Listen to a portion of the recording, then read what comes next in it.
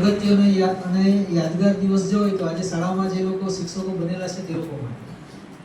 બાકી જે સામે બેસવાવાળા છે એ લોકોને ટાઈમ પાસ કર્યો હોય કે થોડું ઘણું શીખા હોય, એટલે એક વખત જે લોકો શિક્ષકો બનેલા છે આજે એ તમામ માટે જોરદાર તાળીઓ પાડીએ.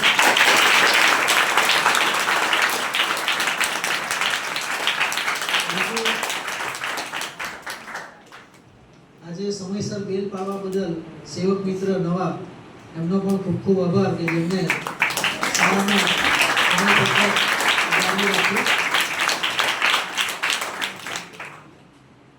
શાળાના આચાર્ય સ્મિત મહેન્દ્રભાઈ ચૌધરી એમનો પણ વિશેષ આભાર કે જેમને આજે વ્યવસ્થા.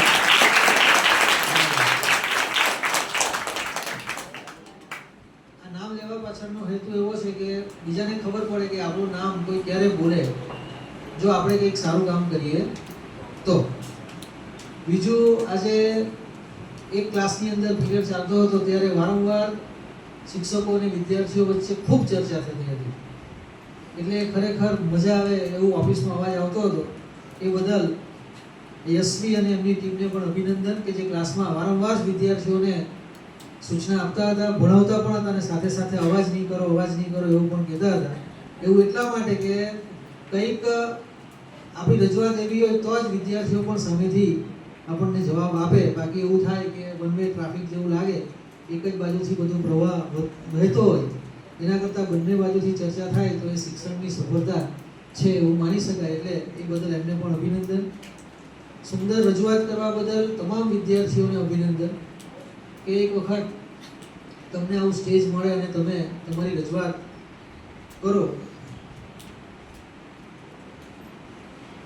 બીજી, આજના આ શિક્ષક દિન નિમિત્તે વિદ્યાર્થીઓને એવી વિનંતી છે કે આગામી દિવસોમાં આપણી એકમ કસોટી આવવાની છે 11 તારીખે અને આવતા મહિનામાં પ્રથમ પરીક્ષા આવવાની છે.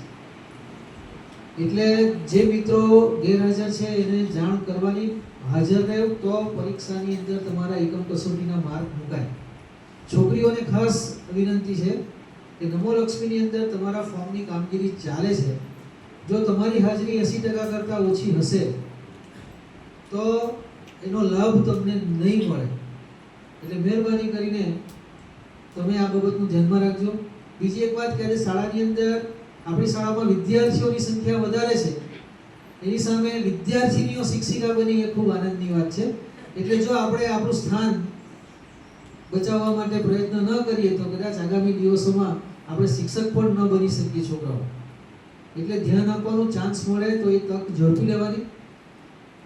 વિશેષમાં સમગ્ર આયોજન સરસ રીતે આજે પાર પડ્યું. હવે પછીનો જે સમય છે એમાં સમૂહ ફોટો કે જે કંઈ કાર્યક્રમ છે તે પૂરો કરવાનો છે.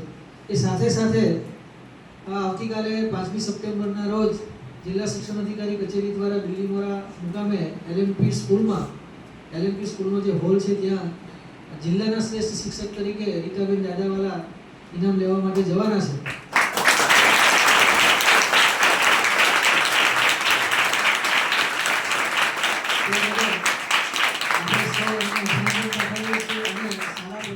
આજે એમને એક અલગથી બોલપેન ભેટ આપીને એમનું સન્માન કરીએ છીએ. શ્રીમતી રીટાબેન દાદા.